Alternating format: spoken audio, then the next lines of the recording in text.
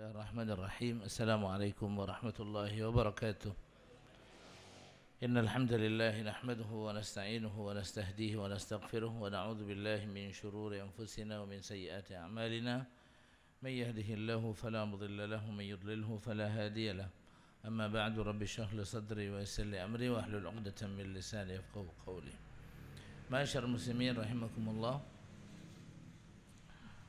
Alhamdulillah, puji syukur kita panjatkan kehadirat Allah Subhanahu wa taala. Petang hari ini Allah masih memberikan kepada kita semua karunia taufik, hidayah, sehat dan sempat sehingga kita bisa bertemu kembali di Majelis Ta'lim Al-Iman. Mudah-mudahan Allah Subhanahu wa taala akan memberikan keberkahan kepada kita di majelis ini dan memberikan kepada kita ilmu yang bermanfaat. Ma'asyiral muslimin rahimakumullah. Bab yang akan kita baca sekarang ini adalah bab tentang al-ghadab idzan tuhikat hurumatullahi atau hurumatus syar'i wal intisaru lidinillahi ta'ala. Babnya cukup panjang, jadi gampangnya kita terjemahkan marah ketika ada aturan Allah Subhanahu wa taala dilanggar, atau marah karena membela syariat atau agama Allah Subhanahu wa taala. Bab ini jemaah sekalian disebutkan oleh Al-Imam An-Nawawi setelah bab yang bercerita tentang ihtimalul adza. Jadi tentang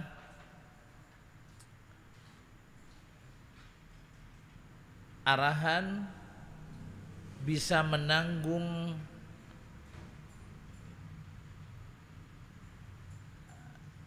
adza, menanggung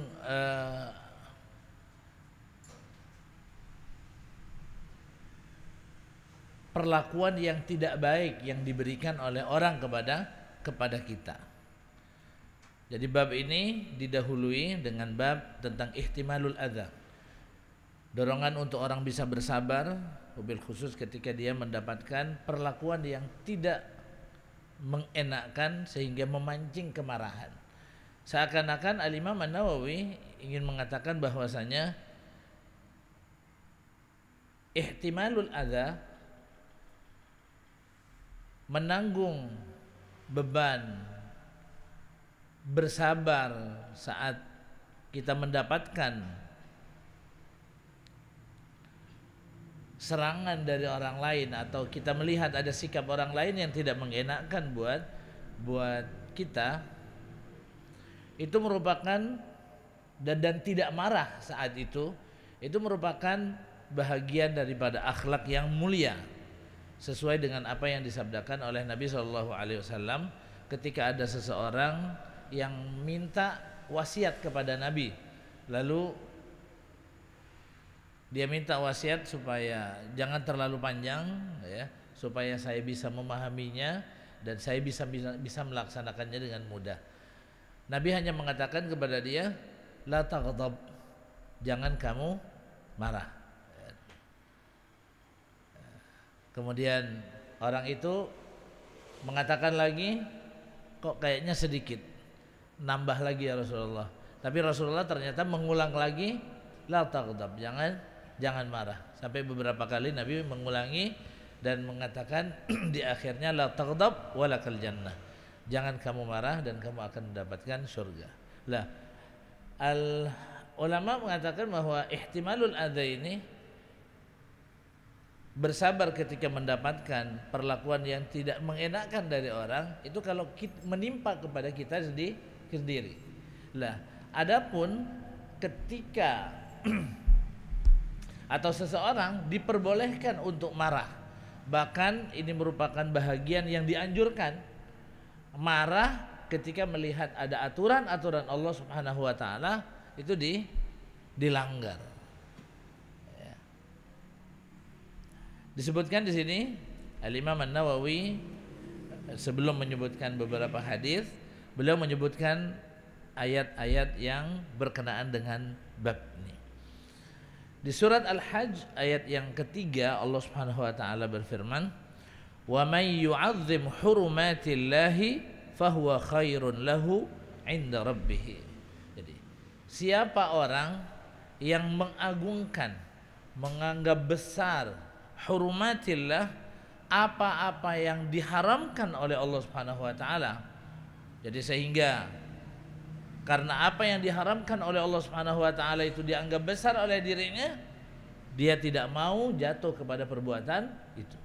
Ini namanya salah satu di antara makna yang disebutkan oleh para ulama. Jadi menganggap besar hurumatillah sehingga dia harus diperhatikan, ya, supaya kita tidak jatuh ke dalamnya. Wa may yu'azzim hurumatillah, siapa yang menganggap besar, yastash'ir fi nafsihi, merasakan pada dirinya bahwa kalau saya jatuh kepada perbuatan ini, maka saya sungguh jatuh pada perbuatan yang bisa mendatangkan dosa yang besar.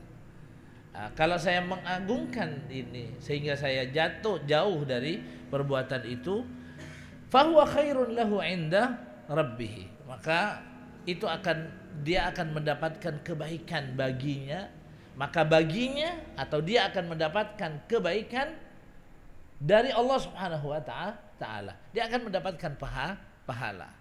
Sebagaimana orang yang melakukan ketaatan itu akan mendapatkan pahala, begitu juga orang yang meninggalkan sesuatu yang diharamkan oleh Allah Subhanahu wa taala karena mengagungkan Allah Subhanahu wa taala, menghormati apa-apa yang diharamkan oleh Allah Subhanahu wa taala, maka dia juga akan mendapatkan pahala. Wa may yu'azzim hurumatillahi fa huwa khairun lahu 'inda rabbih. Kemudian ayat yang kedua yang disebutkan oleh Imam An-Nawawi adalah in tansurullaha yansurkum wa yutsabbit aqdamakum. Kalau kalian menolong agama Allah, karena ini ada kalau bagian pertama ini berhubungan dengan bagian atau paruh pertama dari judul, ya, ayat yang pertama. Ayat yang kedua ini berhubungan dengan separuh yang kedua dari judulnya, karena judulnya wal intisar lidinillah, dan membela agama Allah Subhanahu wa taala. Allah berfirman, in tansurullaha yansurkum wa yutsabbit aqdamakum. Jika kalian menolong Allah Subhanahu wa taala, dan yang dimaksud adalah menolong agama Allah Subhanahu wa taala.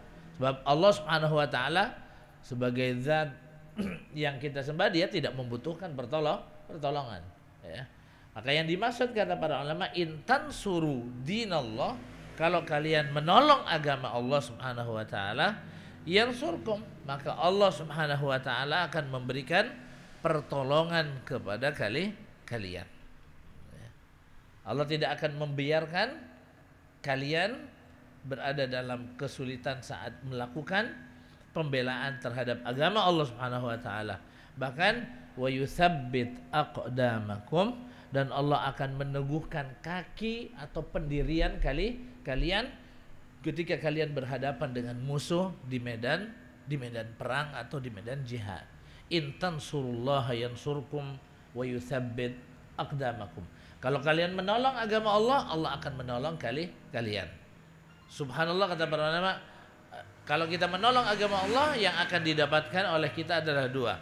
Allah Subhanahu wa taala akan memberikan pertolongan kepada kita dalam semua urusan kita dalam kehidupan ini, dan yutsabbit aqdamakum, memberikan kemampuan, memberikan kekuatan kita untuk bertahan di hadapan musuh-musuh kita fil jihad, dalam jihad, baik jihad ketika kita berhadapan dengan musuh secara langsung atau peperangan yang mungkin tidak berhadapan dengan musuh dengan secara langsung.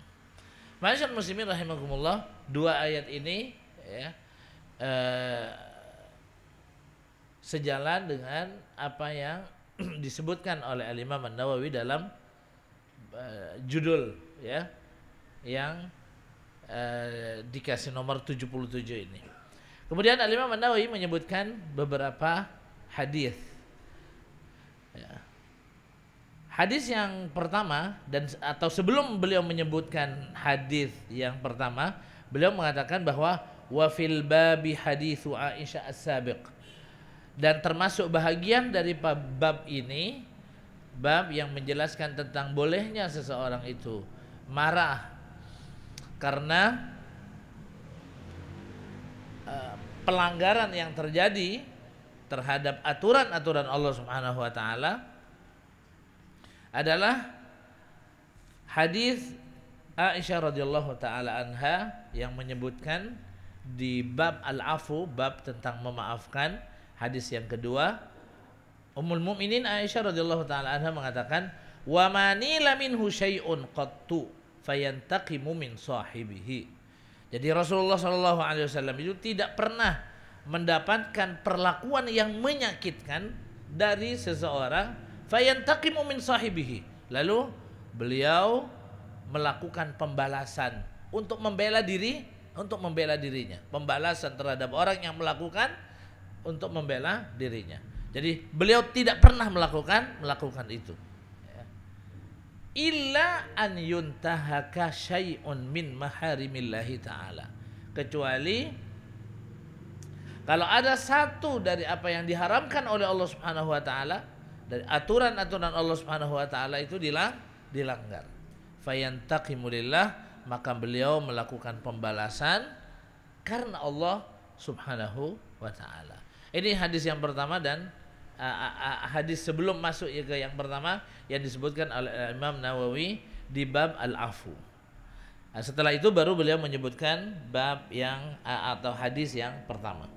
Hadis yang pertama, an Abi Mas'ud Uqbah bin Amr al-Badri radhiyallahu anhu qala, diriwayatkan dari Uqbah bin Amr, namanya Abu Mas'ud kunyahnya, al-Badri radhiyallahu anhu qala, dia berkata, Ja'a rajulun ila Nabi sallallahu alaihi wasallam. Datang seseorang kepada Nabi sallallahu alaihi wasallam, faqala, lalu orang itu mengatakan, inni la ata'akharu an salati subhi min ajli fulan. Sesungguhnya aku ini terlambat, malas, bahkan kadang-kadang tidak pergi melakukan salat subuh. Jadi malas untuk pergi melakukan salat subuh min ajli fulan, karena si fulan itu, mimma yutilu bina, karena si fulan itu yang jadi imam di tempat kami itu yutilu bina, kalau baca surat dia membaca bacaan yang panjang, terlalu panjang, ya. Jadi fama ra'aitu, kata, jadi orang ini mengeluh kepada Nabi sallallahu alaihi wasallam bahwa ada seorang imam yang kalau dia melakukan sholat panjang sekali, dan akhirnya menjadikan saya ini malas kadang-kadang ke sana. Fama ra'aitu, maka aku, kata dia, kata orang ini, fama ra'aitu an-nabiyya, aku tidak melihat Nabi sallallahu alaihi wasallam ghadiba fi mau'izatin qattu ashadda mimma ghadiba yauma idin. Jadi saat itu Rasulullah sallallahu alaihi wasallam marah, kemudian Nabi sallallahu alaihi wasallam memberikan arahan, memberikan mau'izah, wejangan kepada para sahabat, ya. Dan beliau tampakkan ketidaksenangannya terhadap sikap yang dilakukan oleh imam tersebut. Dan orang ini mengatakan, aku tidak pernah melihat Rasul itu marah seperti itu. Dan di dalam mau'izahnya Nabi mengatakan, ayyuhan nas, wahai manusia, inna minkum munaffirin, sesungguhnya di antara kalian itu ada orang-orang yang membuat orang lain lari, tidak mau melaksanakan salatul jamaah, ya. Fa iyyakum fa ayyukum amman nasa falyujiz, karenanya siapapun di antara kalian yang menjadi imam untuk manusia, untuk orang-orang, falyujiz, maka hendaklah dia mempersingkat salatnya. Fa inna min waraihi al-kabir. Sebab di belakang dia yang menjadi makmum itu ada orang yang sudah tua. Was-saghir, ada yang masih anak-anak. Wadzal hajah, dan ada orang yang punya kepentingan, punya hajat. Muttafaqun alaih. Hadis ini diriwayatkan oleh Imam Muslim. Jadi jamaah sekalian dirahmati Allah Subhanahu wa taala, di hadis ini kita bisa mengambil pelajaran bahwa atau Nabi Shallallahu alaihi wasallam mendapatkan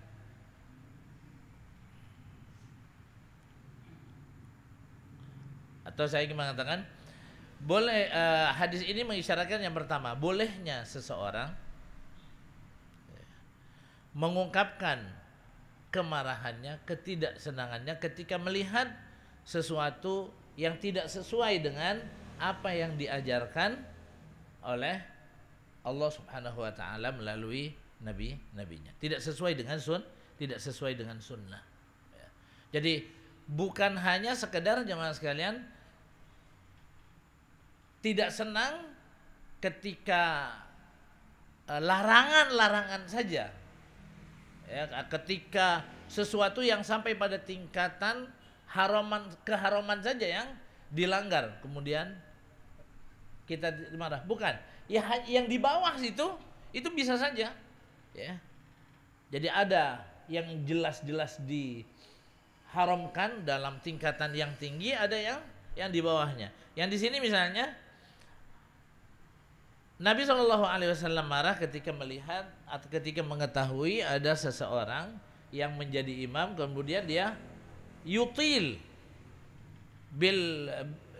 bin nas, menjadi imam, kemudian dia membaca bacaan yang panjang setelah surat Al-Fatihah tanpa memperhatikan lagi pada kondisi makmum. Ya.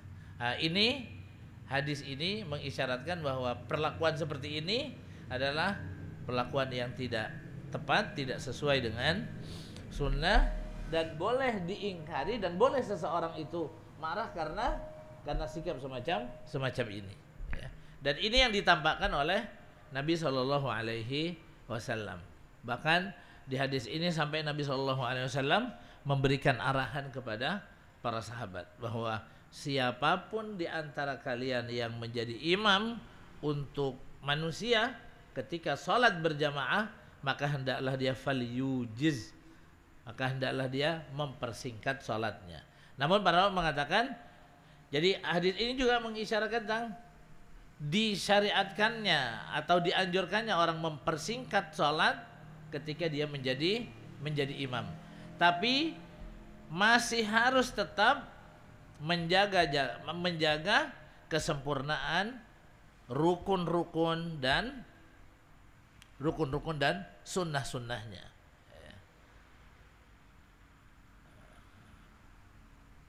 Nah, Nabi mengatakan falyujiz, maka hendaklah dia mempersingkat. Dan dia harus mengetahui bahwa makmum yang ada di belakang dia kondisinya bermacam-macam. Ada orang yang sudah tua yang mungkin tidak bisa berdiri dalam jangka waktu yang lama. Ya, kalau lama sedikit gemeteran gitu misalnya. Ya. Atau anak kecil yang susah untuk bisa diatur. Jadi nggak bisa diam lama dia. Jadi dia bisa diaturnya hanya beberapa menit saja gitu kan. Ya, hanya sebentar saja. Setelah itu dia akan bergerak, sudah tidak akan konsen lagi. Audzal hajah, atau yang mempunyai hajat, ya. Ada orang datang ke sholat berjamaah, tapi sebelumnya dia punya janji misalnya, ya, untuk mendatangi seorang, atau ada orang yang sedang menunggu dia, ya. Atau mungkin kalau dalam keterangan-keterangan lain ada seorang ibu mungkin, ya, yang meninggalkan anaknya dan lain semacamnya. Nah, intinya jemaah sekalian dirahmati Allah Subhanahu wa taala, Al-Imam An-Nawawi ingin memberikan salah satu di antara contoh amalan yang pernah diingkari oleh Nabi SAW dan Nabi merasakan tidak menampakkan ketidaksenangannya terhadap amalan ini. Pekerjaan itu adalah memperpanjang sholat buat imam, ya, yang menjadi imam untuk jamaah, ya. Ini hadis yang pertama. Hadis yang kedua, jamaah sekalian dirahmati Allah Subhanahu wa taala, yang sempat juga, ya, ini hadisnya semuanya mengisyaratkan tentang bagaimana Nabi Shallallahu Alaihi Wasallam, ya, sebagai contoh tauladan bagi kita mengingkari amalan-amalan yang merupakan bahagian dari pelanggaran terhadap aturan-aturan Allah Subhanahu wa taala. Hadis yang kedua ini tentang Ummul Mukminin Aisyah radhiyallahu taala anha, di mana diriwayatkan bahwa qadimar Rasul sallallahu alaihi wasallam min safar. Suatu saat Rasulullah datang dari perjalanan, waqad satartu sahwatan li biqiramin fihi tamathil. Sementara saat itu aku menutupi sahwatan li biqiramin fihi tamathil. Ada ruangan, ada yang mengatakan ikhtilaf tentang ini, ada yang mengatakan itu ruangan, ada yang mengatakan semacam jendela atau khizanah atau apa, lemari dan lain semacamnya. Intinya Ummul Mukminin Aisyah radhiyallahu taala anha meletakkan kain, ya, meletakkan kain digantung seperti itu, dan di kain itu terdapat tamasil, ada gambar-gambar, ya, ada gambar-gambar yang dibuat. Kalau zaman dulu gambar-gambar itu dibuatnya tentunya dari tangan karena masih belum ada alat untuk mencetak. Falamma ra'ahu Rasulullah sallallahu alaihi wasallam, ketika Rasulullah sallallahu alaihi wasallam melihatnya, hatakahu, Nabi sallallahu alaihi wasallam mengambilnya, ada yang mengatakan merusaknya, ya, menurunkannya, wa talawwana wajhuhu, dan wajahnya mulai berubah, ya, menunjukkan kemarahan, ya, menunjukkan kemarahan. Ada yang mengatakan bahwa di riwayat-riwayat lain disebutkan bahwa Ummul Mukminin Aisyah radhiyallahu taala anha itu meletakkan kain yang ada gambarnya itu posisinya pas kalau Rasulullah Shallallahu Alaihi Wasallam, jadi pas di hadapan Nabi ketika Nabi Shallallahu Alaihi Wasallam, atau kalau Nabi Shallallahu Alaihi Wasallam kondisinya sedang sholat, ya. Jadi mungkin ada takbir apa, ya. Nah, kalau Nabi sholat di situ, itu pasti Nabi melihat ke takbir tersebut. Nah, sehingga gambar-gambar yang ada di takbir itu mengganggu kekhusyuan beliau, sehingga beliau pernah mengatakan amiti, ketika melihat itu, amiti anna qiramaki hadza fa innahu la tazawlu tasawiruhu ta'ridu fi salati, ya. Coba kamu singkirkan kain yang ada gambar, kain ini, kainmu ini, sebab gambarnya itu selalu kelihatan di depan saya ketika saya salat, dan itu akan mengurangi kekhusyuan. Di beberapa riwayat lain, Ummul Mukminin Aisyah mengatakan, kanat fi baiti thawbun, di rumahku itu ada kain, fihi tasawir, di situ ada gambar-gambarnya, faja'altahu fi sahwatin fil bait, lalu aku gantung di sebuah tempat di rumah. Fakana Rasulullah sallallahu alaihi wasallam yusalli alaihi, Nabi biasanya salat menghadap ke sana. Tsumma qala, kemudian Nabi mengatakan, ya Aisyah akhriji anni, ya, keluarkan kain ini, singkirkan kain ini dari aku. Fanaza'tuhu, maka aku pun mencabutnya, faja'altuhu wasaid, aku jadikan dia tidak lagi di dinding tapi dia berada di bawah, dijadikan bantal, jemaah sekalian. Dan di beberapa riwayat juga disebutkan wa fihi tasawir, di kain itu ada gambar-gambar. Fanaza'ahu Rasulullah, lalu Rasulullah sallallahu alaihi wasallam menarik gambar itu, faqata'ahu wisadatain, lalu Nabi sallallahu alaihi wasallam memotongnya dan menjadikannya dua bantal. Ya. Ma'asyiral muslimin rahimakumullah, di hadis yang disebutkan oleh Al-Imam An-Nawawi, beliau mengatakan, ya Aisyah, wahai Aisyah, asyaddun nasi adaban yaumal qiyamati alladzina yudahiuna bi khalqillah. Orang yang paling di antara orang yang paling besar azabnya nanti di sisi Allah itu adalah orang-orang yang meniru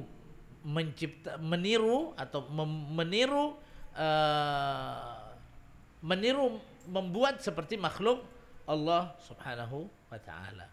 Jadi melukis-lukis dengan tangan dan meniru apa yang diciptakan oleh Allah Subhanahu wa taala. Ma'asyiral muslimin rahimakumullah, yang bisa menjadi pelajaran mungkin juga buat bagi kita di sini, yang pertama kali tentang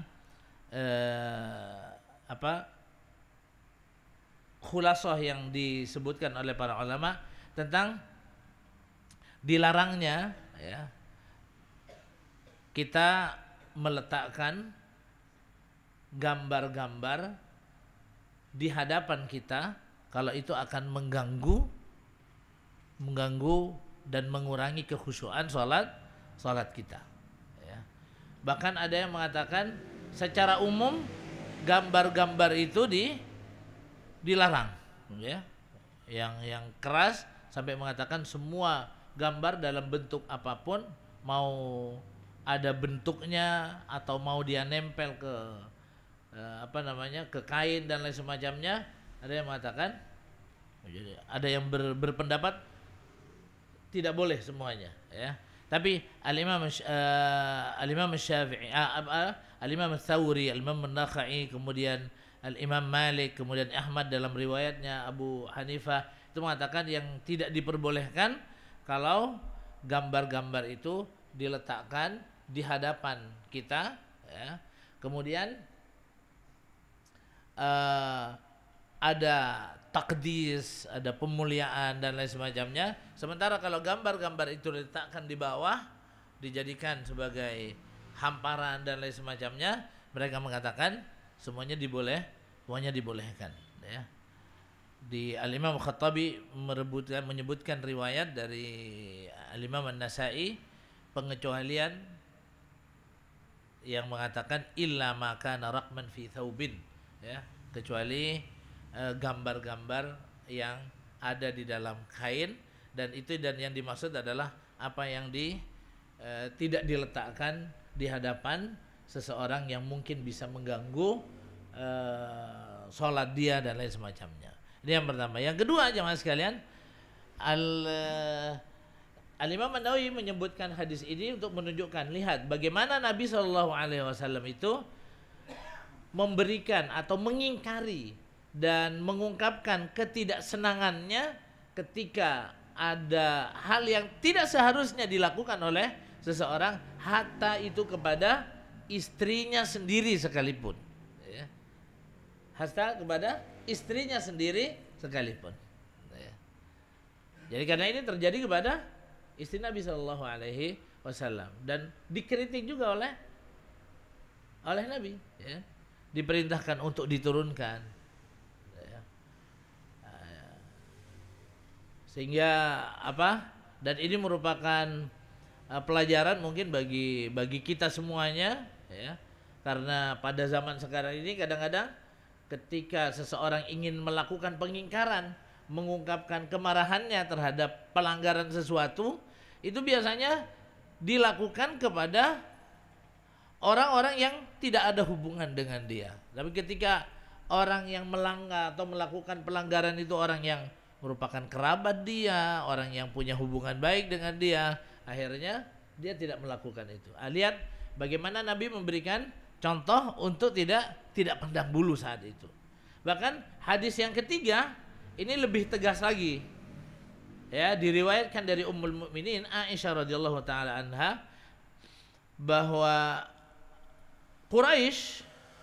kabilah Quraisy ahammahum sya'na al-mar'atil makhzumiyah. Jadi mereka lagi bingung jemaah sekalian, memikirkan perkara seorang wanita dari Bani Makhzum. allati saraqat. Jadi ceritanya dia mencuri. Ya. Di beberapa riwayat disebutkan bahwa dia ini banyak minjem sesuatu dari orang, minjem ini, minjem itu terus ke banyak orang. Nanti kalau ditagih, dia bilang enggak, saya enggak minjem gitu kan, dia mengingkarinya. Ya. Sehingga, dan ini salah satu di antara bentuk pencurian. Ya. Sehingga akhirnya diputuskan bahwa dia harus dihukum dengan cara dipotong tangannya.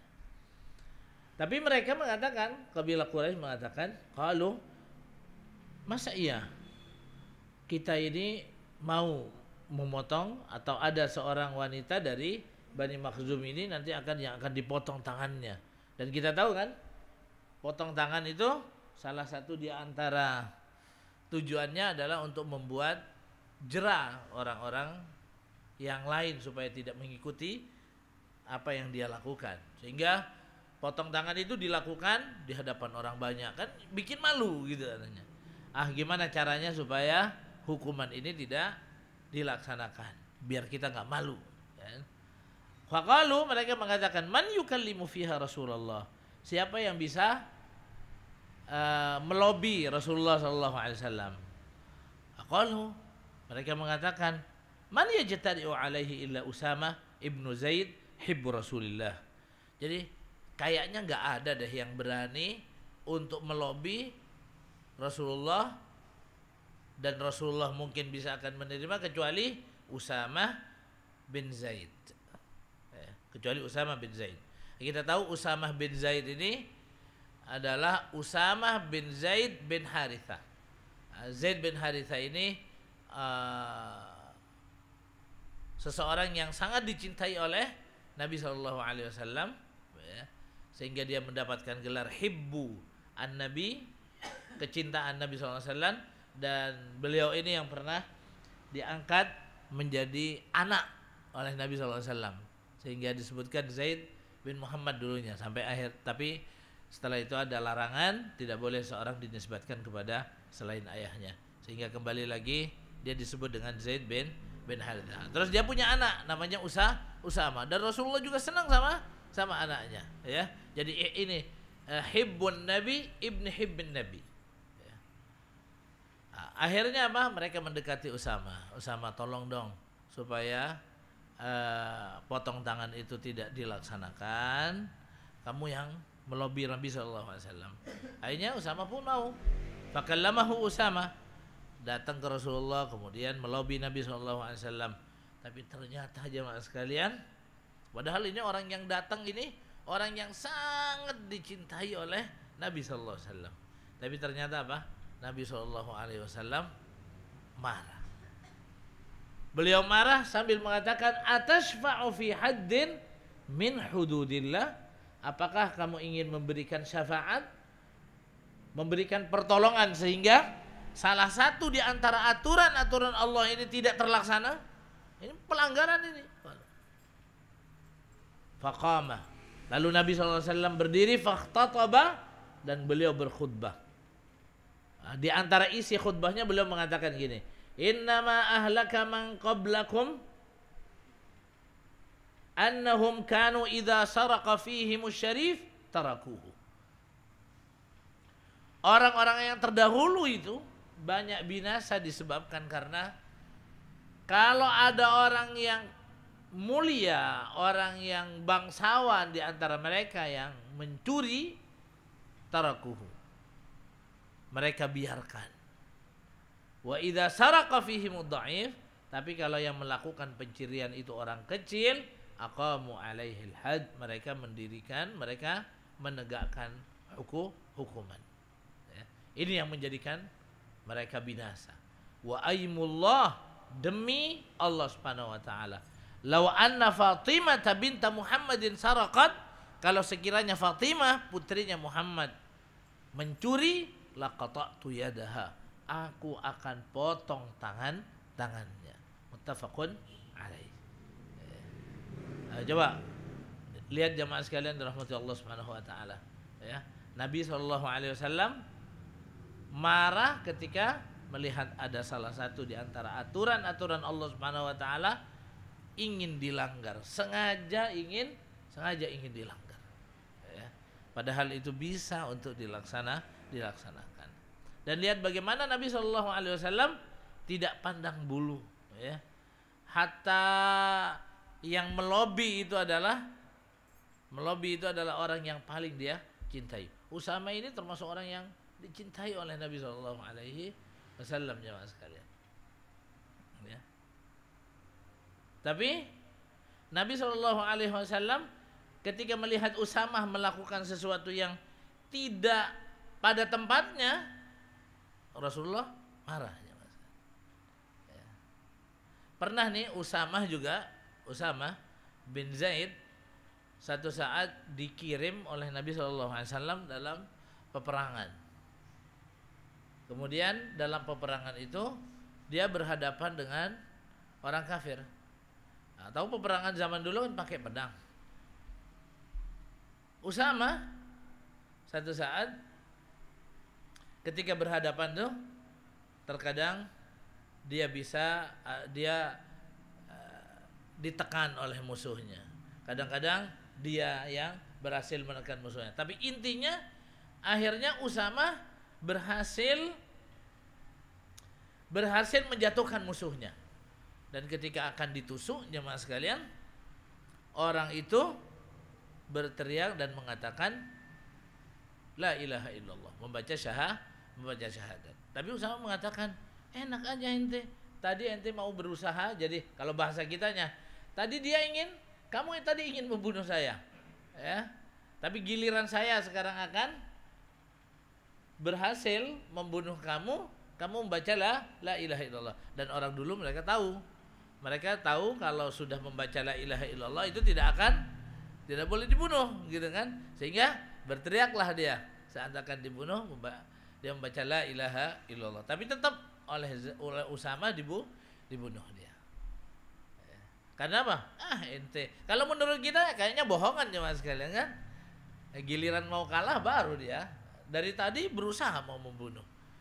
Nah, setelah ini diinformasikan kepada Nabi SAW, Nabi ternyata, ya, Nabi tidak memuji dia, mengatakan bagus. Feeling kamu itu bagus. Itu bohong tuh orang tuh. Enggak jemaah sekalian, ya. Nabi marah. Jadi sambil Nabi mengatakan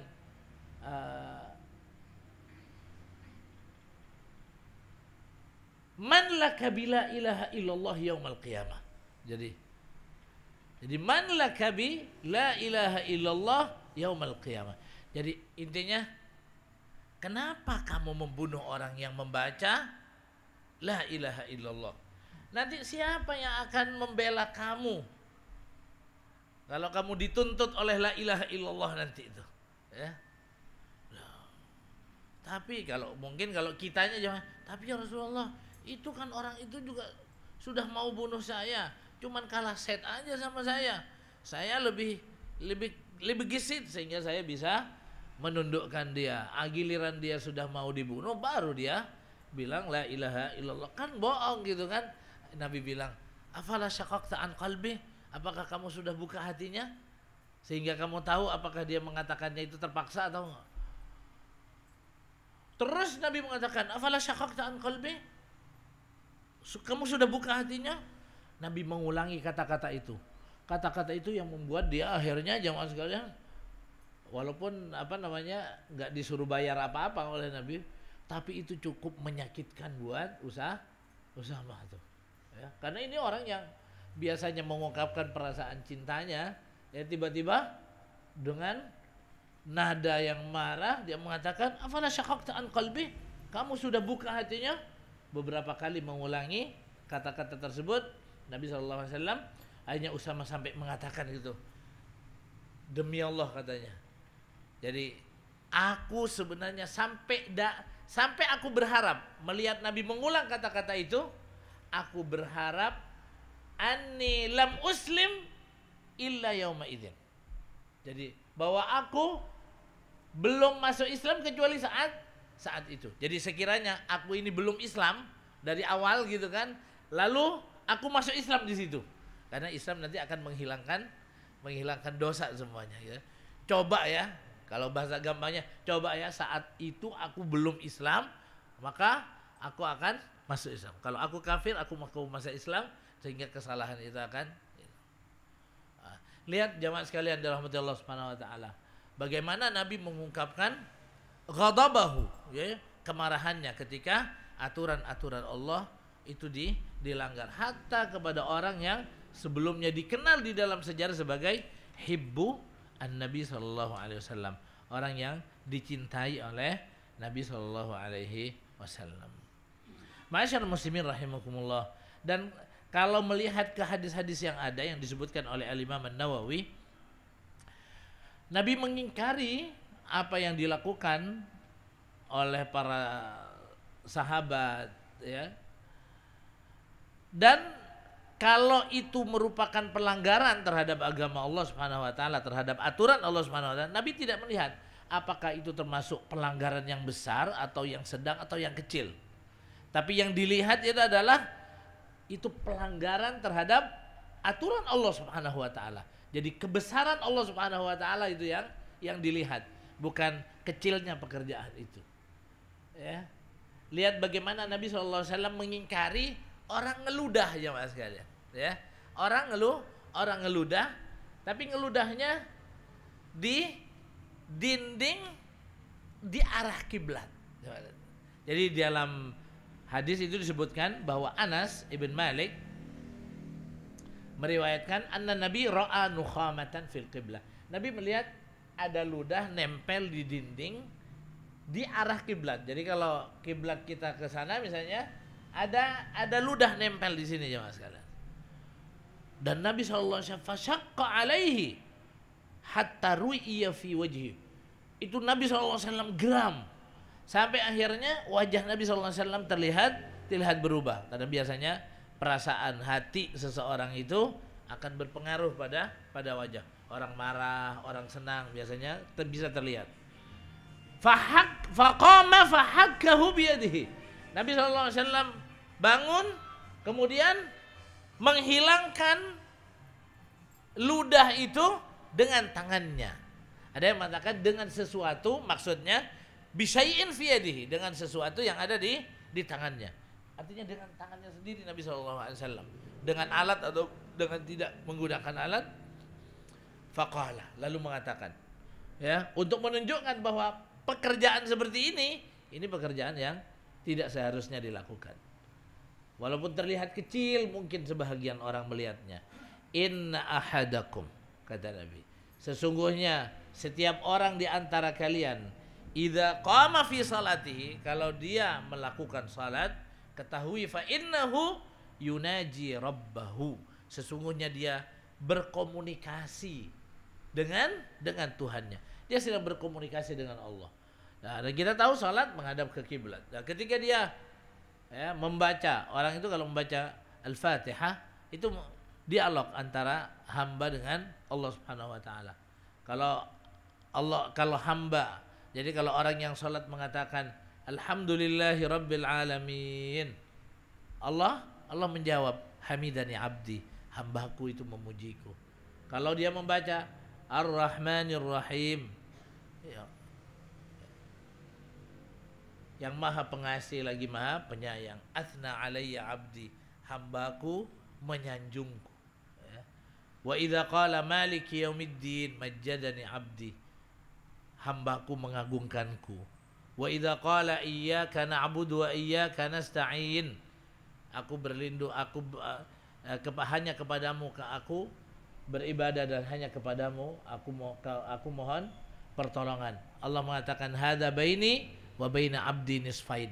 Ini sebahagiannya untuk aku, sebahagiannya untuk hambaku. Wa idza qala ihdinas siratal mustaqim, tunjuki kami jalan yang lurus. Allah mengatakan hadza li abdi, ini untuk hambaku, li wali abdi masa'al, dan hambaku akan mendapatkan apa yang dia inginkan, apa yang dia minta. Jadi kata Nabi, idza qama fi salatihi, orang yang salat itu yunaji rabbahu, dia bermunajat, berkomunikasi dengan Tuhannya. Wa inna rabbahu bainahu wa bainal qiblah.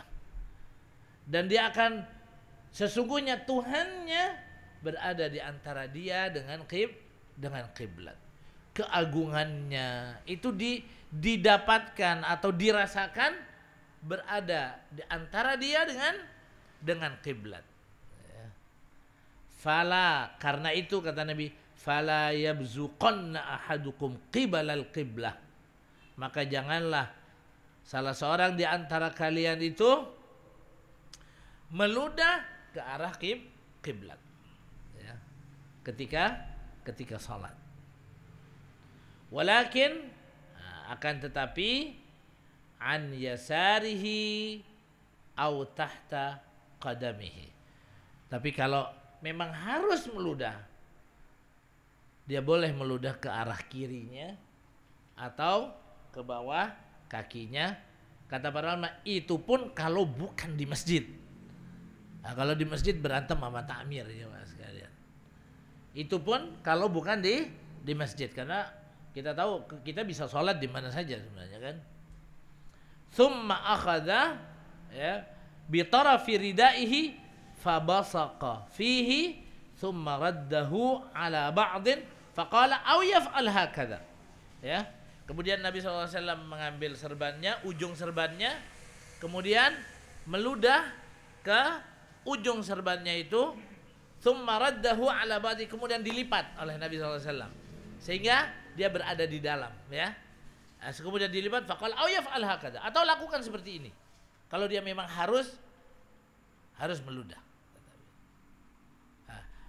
Saya ingin jemaah sekalian kita memperhatikan, lihat bagaimana Nabi SAW itu tidak tidak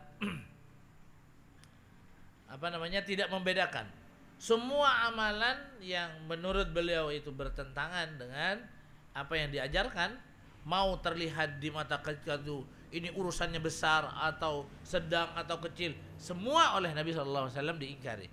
Kemudian Nabi tidak melihat siapa yang melakukannya.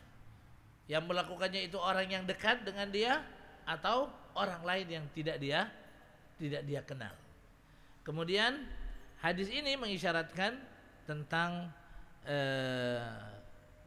yang pertama, tidak bolehnya seseorang itu meludah ke arah kiblat ketika dalam keadaan salat, ya.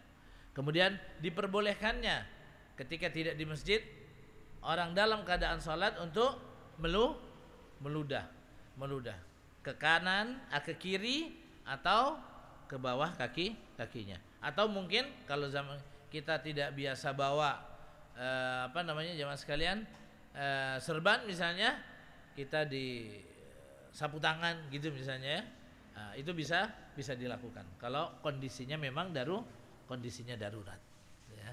Tapi yang dilarang oleh Nabi SAW kalau orang meludah ke arah kiblat, karena ini arah yang sudah ditentukan oleh Allah Subhanahu wa taala sebagai al-jihah yang kita menghadap kepadanya saat kita melakukan salat, ya. Maka itu harus mendapatkan pengagungan, ya. Ma'asyiral muslimin rahimakumullah, ini beberapa hadis yang disebutkan oleh Al-Imam An-Nawawi di bab tentang bolehnya seseorang marah ketika ada aturan Allah Subhanahu wa taala yang dilanggar. Taib, ini saja mungkin yang dapat saya sampaikan. Makasih atas segala perhatian. Mohon maaf atas segala kurangan. Hadanallahu wa iyyakum ajmain. Wal 'afu minkum. Wassalamualaikum warahmatullahi wabarakatuh.